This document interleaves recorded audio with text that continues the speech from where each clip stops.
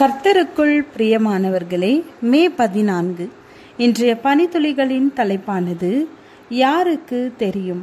வசனம் பிரசங்கி 7வது அதிகாரம் 14வது வசனம். வாழ்வு காலத்தில் நன்மையை அனுபவித்திரு, தாழ்வு காலத்தில் சிந்தனை செய். பாரம்பரிய கதை ஒன்றின்படி ஒரு மனிதர் தன்னுடைய விலை உயர்ந்த குதிரைகளில் ஒன்றை தொலைத்து விட்டார். அவருடைய இழப்பிற்கு அண்டை வீட்டார் வருத்தத்தை வெளிப்படுத்தினார். ஆனால் இந்த மனிதருக்கு பெரிதாக அதில் அக்கறை இல்லை.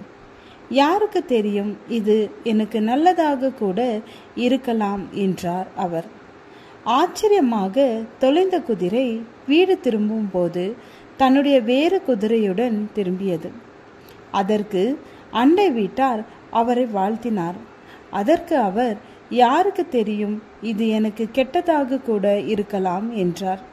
அதற்கு ஏற்றாற் போலவே அவருடைய மகன் புதிய குதிரையின் மீது சவாரி செய்யும் போது கீழே விழுந்து காலை உடைத்து கொண்டான்.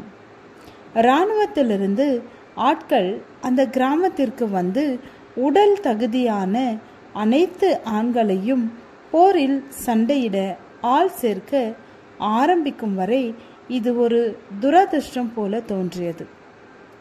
காலில் ஏற்பட்ட காயம் காரணமாக மகன் சேர்க்கப்படவில்லை.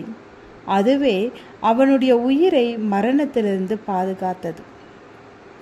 அதிர்ஷ்டத்தில் கஷ்டங்களும் ஆசீர்வாதமாக இருக்கும் மற்றும் நேர் எதிராகவும் இருக்கும் என்பதை போதிக்கும் சீன பழமொழிக்கு பின்னால் உள்ள கதை இதுதான். இந்த பண்டைய ஞானம் பிரசங்கி 6வது அதிகாரம் 12வது வசனம்.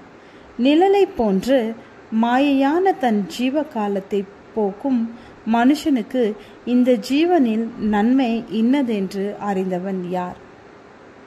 தனக்கு பின்பு சூரியனுக்கு கீழே சம்பவிக்கும் காரியம் இன்னதென்று மனுஷனுக்கு அறிவிப்பவன் யார் என்ற வசனத்துடன் நெருங்கிய இணைப்பு கொண்டது. அதில் அதன் ஆசிரியர் ஒரு நபரின் வாழ்க்கைக்கு எது நல்லதென்று யாருக்கு தெரியும்?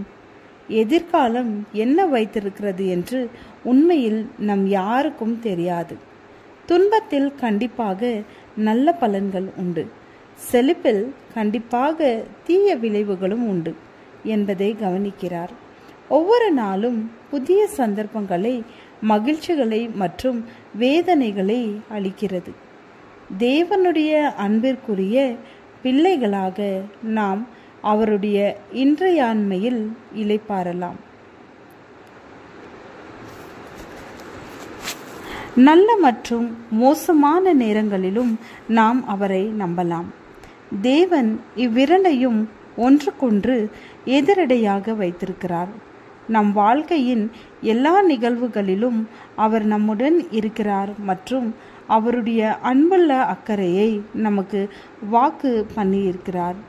நல்ல மற்றும் மோசமான நேரங்களில் எப்படி நீங்கள் தேவன் மீது கவனத்தை செலுத்துவீர்கள்? ஜெபம். சர்வவல்ல தேவனே, நல்ல நேரத்திலும் மோசமான நேரத்திலும் உம்மை துதிக்க எனக்கு உதவி செய்யும். ஆமென்.